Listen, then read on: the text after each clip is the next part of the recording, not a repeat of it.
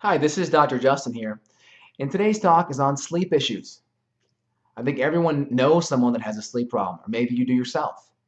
So again, sleep issues are very, very common, and sleep is very important because most of your growth hormone output actually occurs between 10 p.m. and 2 a.m. So we really want to make sure we're getting to bed on time and getting high quality sleep.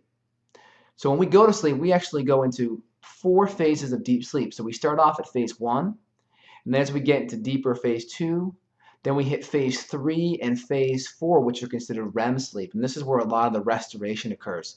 So we want to make sure that we're getting all phases of sleep.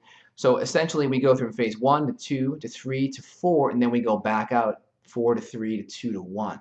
So we want to make sure we hit all phases so we can get optimal growth hormone output. And this is going to help us restore our mind, our body, our muscles, so we can be ready the next day.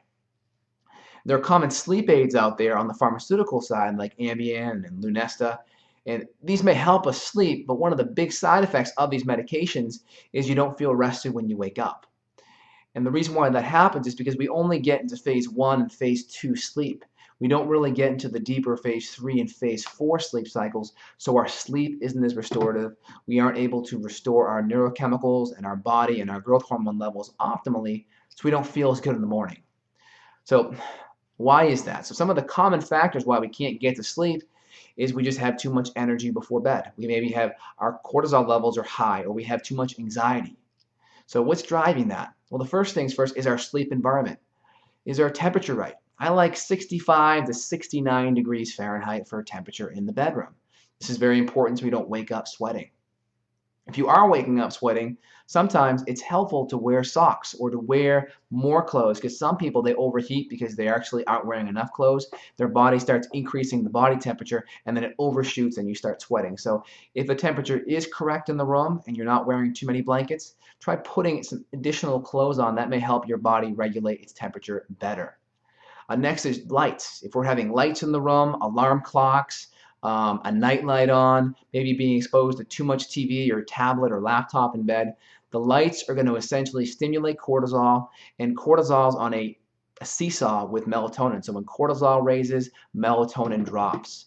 And melatonin is that hormone that allows us to sleep long and deeply.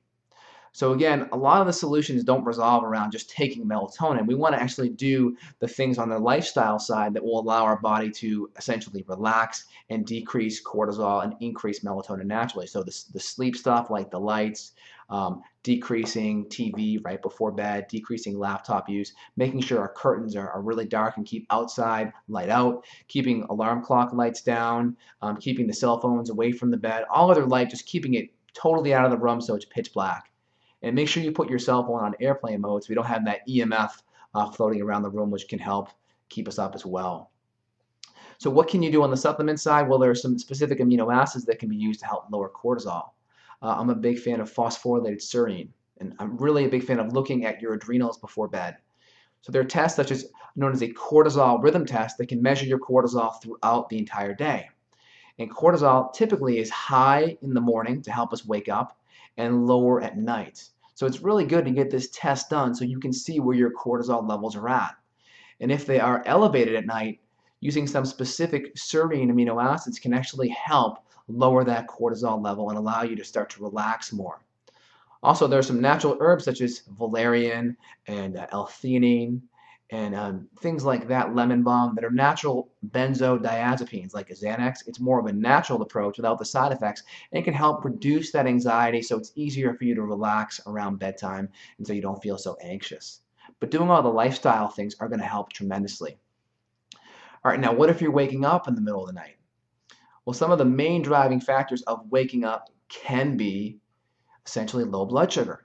When our blood sugar drops in the middle of the night, that causes an adrenal or cortisol or adrenaline release from our adrenal glands to help raise our blood sugar back up.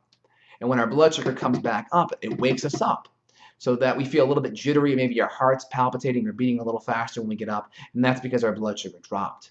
So that's happening to you. Some high quality proteins and fats an hour or two before bed can be very helpful.